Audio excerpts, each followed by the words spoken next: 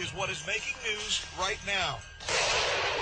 As attacks continue, who really started it? Israel broke the ceasefire. But Israelis say, not true. We will fact-check it fairly, honestly. But this is important, and this is something I want to break down for the viewers. Yesterday, you and I were sitting here, and we had a conversation with Mustafa Barghouti, who's an independent legislator, Palestinian legislator. Right. And he said that most news organizations have ignored the possibility that the people who actually broke the ceasefire was not the Palestinians, or not Hamas in Gaza. What he said was, in fact, I think we've got that. Dan, play this, and then we'll give you some more information on it. Let's go ahead and go to that. The world press community or media community is overwhelmed with the Israeli narrative, which is incorrect. The Israeli spokesperson have been spreading lies all over. The reality and the truth is that the side that broke this truce and this ceasefire was Israel. 2 months before it ended, Israel started attacking Rafah, started attacking Khan Yunis, and never lifted the blockade on Gaza.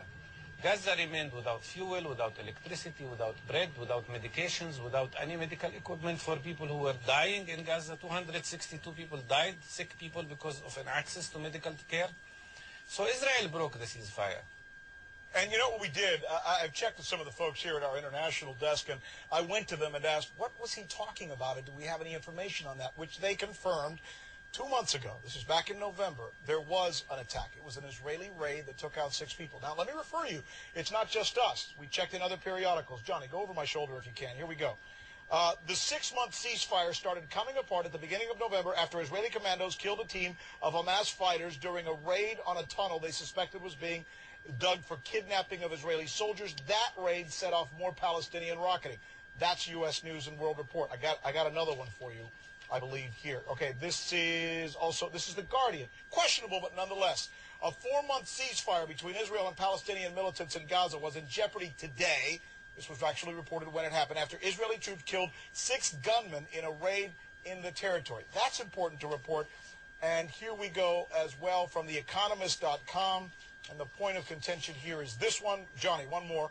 The last straw came in November when Israelis killed 6 gunmen, it said, were digging tunnels to launch a raid onto Israel, spurring Hamas to respond with a barrage of rockets. So the question is to who started this. And we've been hearing that the Israelis say they had to do this because suddenly the ceasefire had been broken in Gaza by the Hamas and the Palestinians.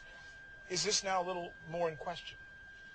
You know, that is absolutely true, but just as true is the fact that if Israel hadn't started shooting first in this case, and Israel said, we had security reasons, imminent security reasons, there was no real deal here between Hamas and Israel. Israel still reserved the right to go in and do any attack where there was a primary security interest there. And they said, our soldiers were going to be kidnapped. We had to do it. But, you know, I guess what it is, Americans, we like our order. We want things delineated for us. We like to see a quid pro quo. They're saying this happened. Are they right? And they're saying this happened. Are they right? It's almost like we're left, when you talk about the Middle East, you're left with such subtleties that sometimes everything is a vaguer.